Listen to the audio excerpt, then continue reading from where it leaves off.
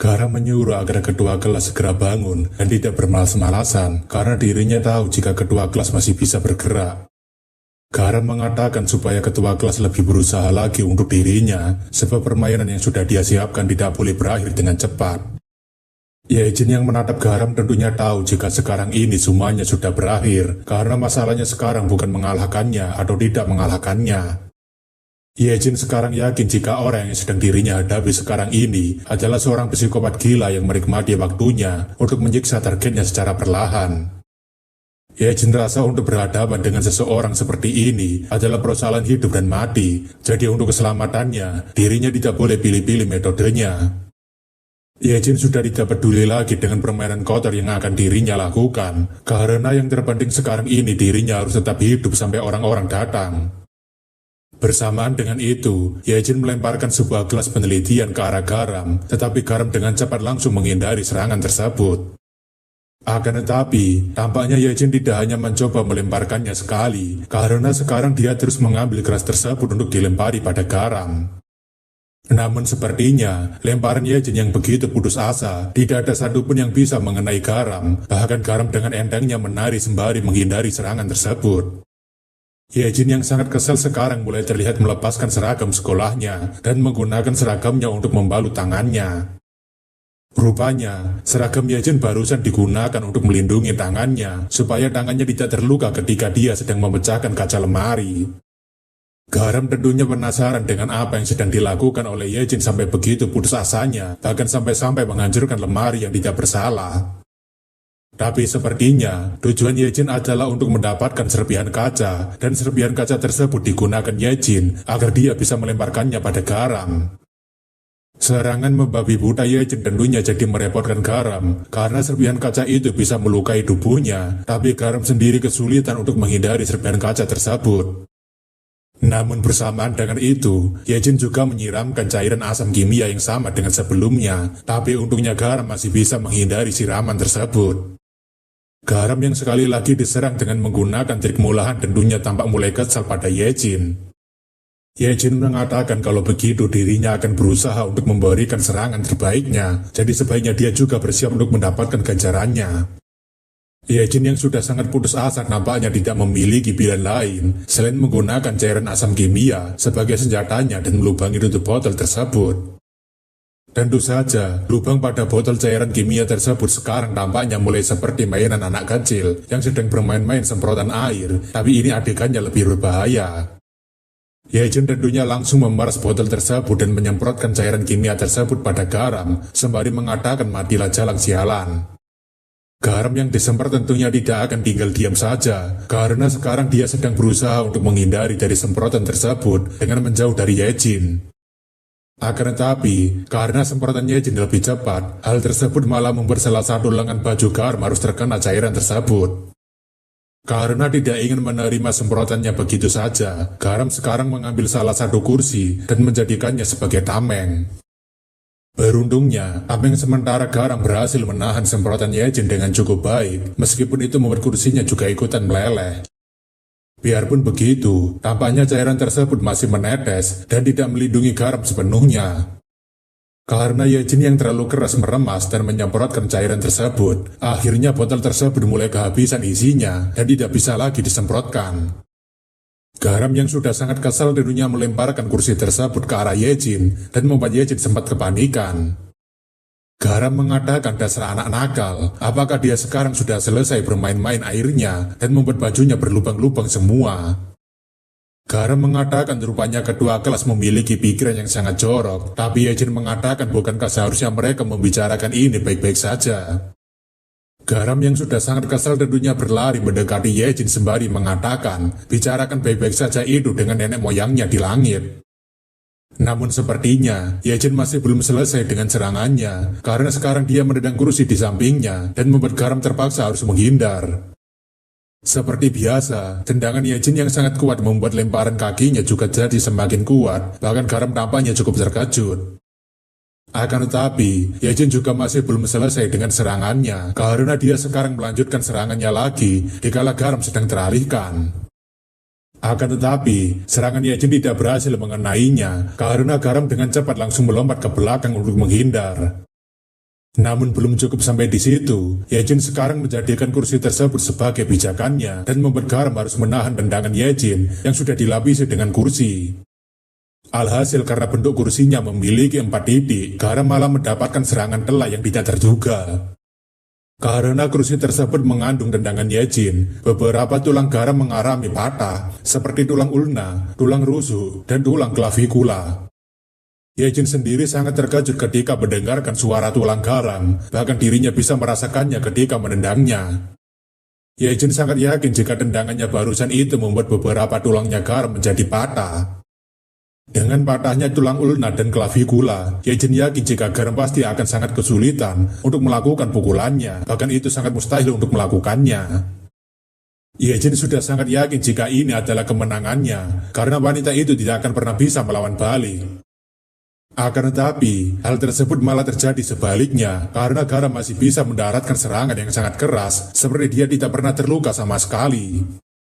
Tentu saja, hal ini tidak diketahui oleh Yejin karena Garam tidak pernah bisa merasakan rasa sakit, bahkan dia tidak pernah berteriak kesakitan ketika dia dipukuli. Yejin yang merasakan pukulan Garam tentunya kebingungan dengan apa yang baru saja terjadi, tapi sepertinya Garam masih mencoba untuk merasakan tubuhnya kembali. Garam mengatakan kenapa pergerakan tangannya jadi terasa aneh begini, bahkan pukulannya saja jadi terasa kurang kuat daripada sebelumnya. Tapi setelah diingat-ingat kembali, Garam merasa jika rasanya ini seperti ketika dirinya menghancurkan tulang klavikula miliknya saat dirinya melakukan angkat beban dengan beban 180 kg. Garam tentunya sangat marah karena dirinya baru sadar jika Yejin baru saja mematahkan tulang-tulangnya, padahal dirinya dari tadi sengaja untuk mengalah. Yejin yang sangat ketakutan tentunya berpikir, kenapa keparat ini masih bisa memukul dengan begitu kuat, padahal seharusnya tulangnya sudah patah. Yejin berpikir apakah sejak awal wanita ini tidak bisa merasakan rasa sakit sama sekali, bahkan jika semua tulangnya sudah patah. Garam mengatakan dia dari tadi melemparkan cairan asam dan mengayunkan kursi ke sana kemari, dan menggunakan berbagai macam trik kotor untuk melawannya. Garam mengatakan dirinya tidak bisa menerima ini begitu saja, jadi dirinya akan menghancurkan Yejin secara revolusioner, tapi Yejin meminta agar Garam berhenti. Yejin yang sangat ketakutan menyuruh agar Garam segera menjauh darinya, bahkan dia berteriak agar seseorang datang menolongnya. Namun tampaknya, ada seseorang yang datang sembari mengatakan apakah ada berandalan yang berkelahi ketika sedang jam piket. Yejin berpikir, kenapa para guru malah datang kemari, dan bukankah seharusnya para guru sedang mengadakan rapat fakultas? Akan tetapi, Yejin rasa ini adalah berkat tersembunyi, karena apapun hasilnya nanti, prioritas utama dirinya adalah harus kabur dari monster ini terlebih dulu. Yejin berpikir dirinya harus bertahan sedikit lebih lama lagi, sampai para guru datang dan menolongnya dari monster ini. Garam mengatakan ini sungguh sangat disayangkan, padahal dirinya ingin menyiksanya secara menyeluruh, tapi sepertinya situasinya tidak terlalu mendukung. Melihat dari situasinya, Garam berpikir dirinya harus mengakhiri penyiksaan pada ketua kelas dalam sekali pukulan. Yejin mengatakan apa yang sedang dia katakan, bukankah dia hanya bertingkah seolah-olah dia bisa menyelesaikannya kapanpun.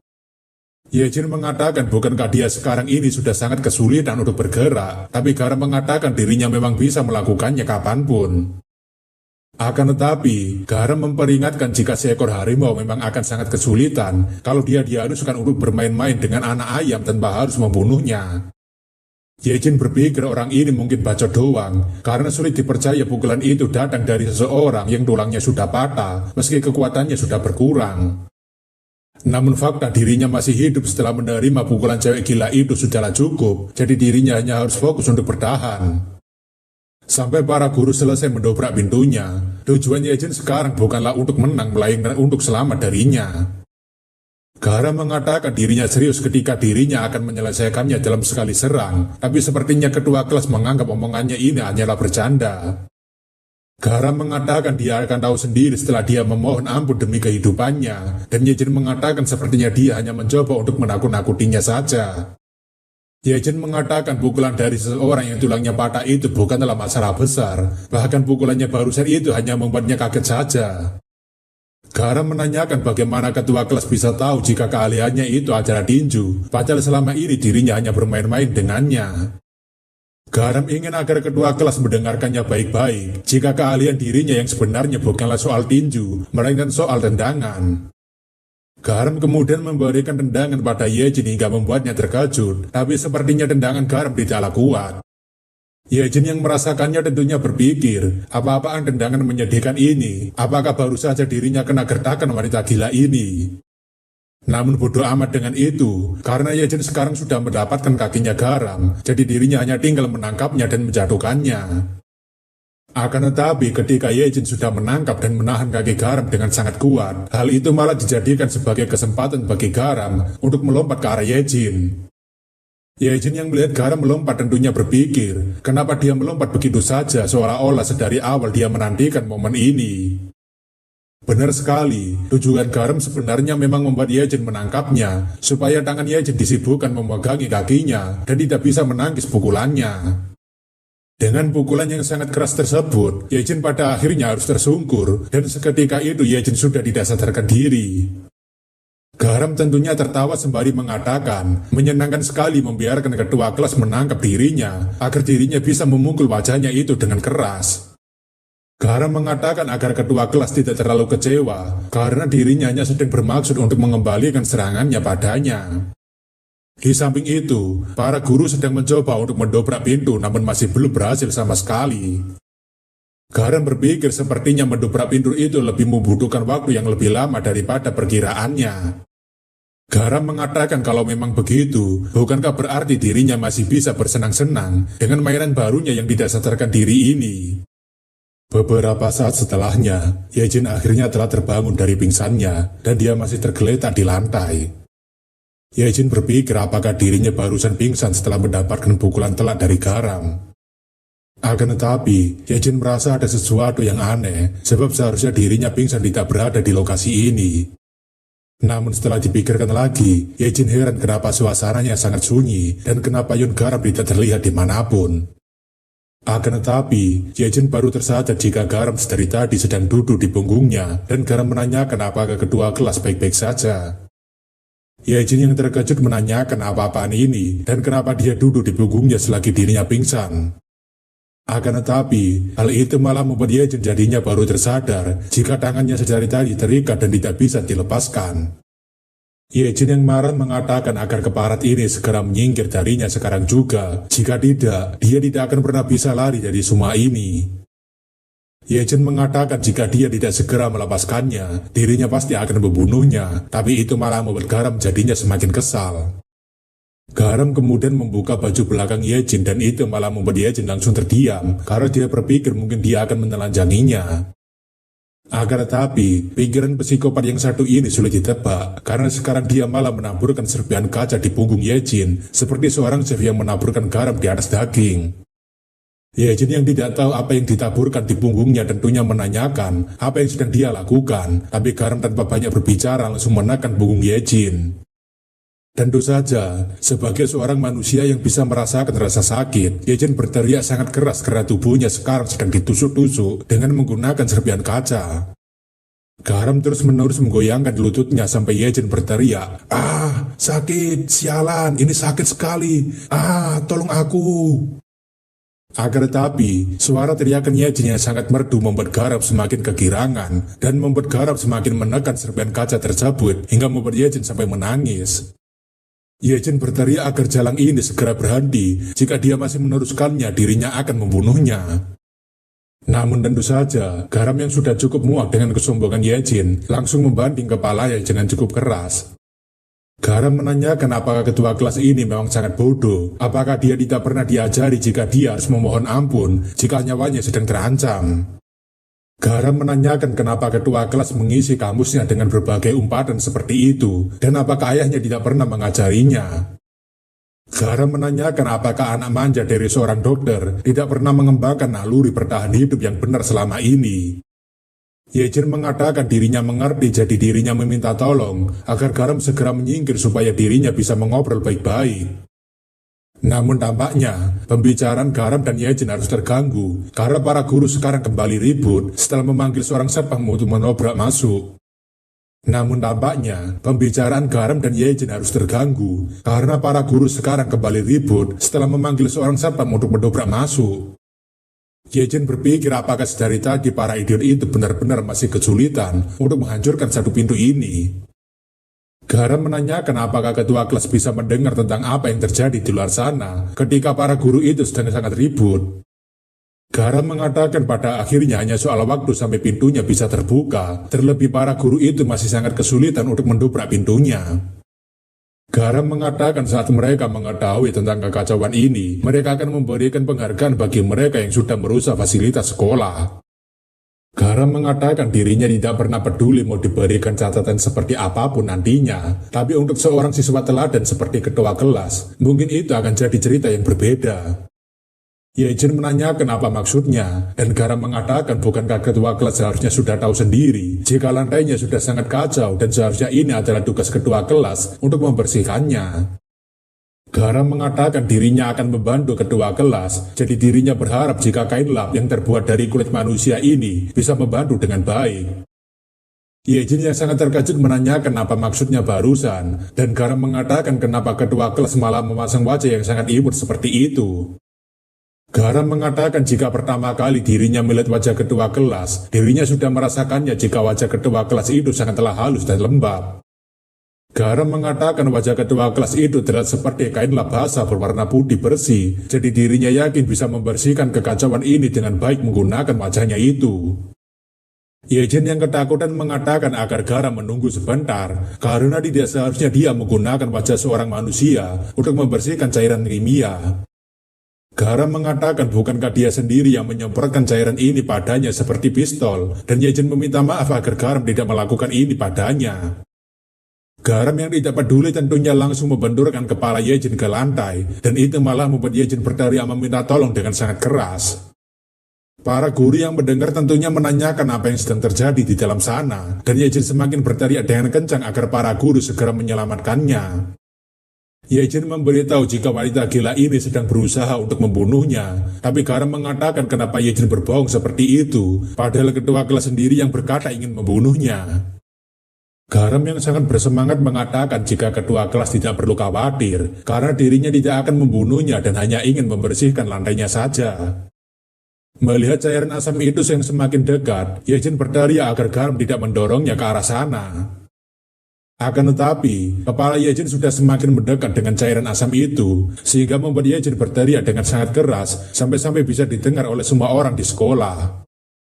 Akan tetapi, tampaknya para guru sudah berhasil mendobrak pintunya, sembari menanyakan apa yang sebenarnya sedang terjadi. Melihat adanya kedua siswi yang sedang bertengkar, tentunya membuat wali kelas mereka sangat terkejut dengan situasi saat ini. Yejin sambil menangis mengatakan agar seseorang menolongnya, karena wanita gila ini mencoba untuk membunuhnya. Wali kelas sementara tentunya langsung mendorong Garam menjauh dari mulut teladan itu, sambil mengatakan apa yang sedang dia lakukan. Melihat jika semua ini adalah perbuatan dari Garam yang sudah pernah berulah, wali kelas tentunya menanyakan kenapa Garam lagi yang berulah. Garam tentunya mendejakkan lidahnya pada wali kelas, tapi si wali kelas mengatakan jangan mendecak dasar murid nakal. Wali kelas menanyakan apa yang dia lakukan pada Yejin, dan Garam mengatakan dirinya hanya mencoba membantunya, tapi wali kelas mengatakan dirinya mendengar jika Yejin meminta tolong akan dibunuh. Wakil kepala sekolah yang melihat perkelahian kedua siswi itu tentunya sangat terkejut, karena melihat tempat ini seperti sudah diserang angin topan. Wakil kepala sekolah menanyakan bagaimana bisa dua orang gadis membuat kekacauan seperti ini, sampai-sampai mereka merusak fasilitas science lab. Wakil kepala sekolah yang marah mengatakan jika lab ini baru saja diperbarui, tapi ada dua murid baru di sekolah ini yang tidak tahu diri malah menghancurkan labnya.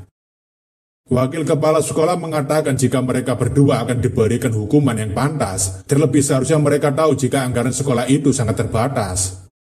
Wakil kepala sekolah ingin agar dia menyebutkan namanya, dan Yejin mengatakan dirinya adalah Moon Yejin dari kelas 16.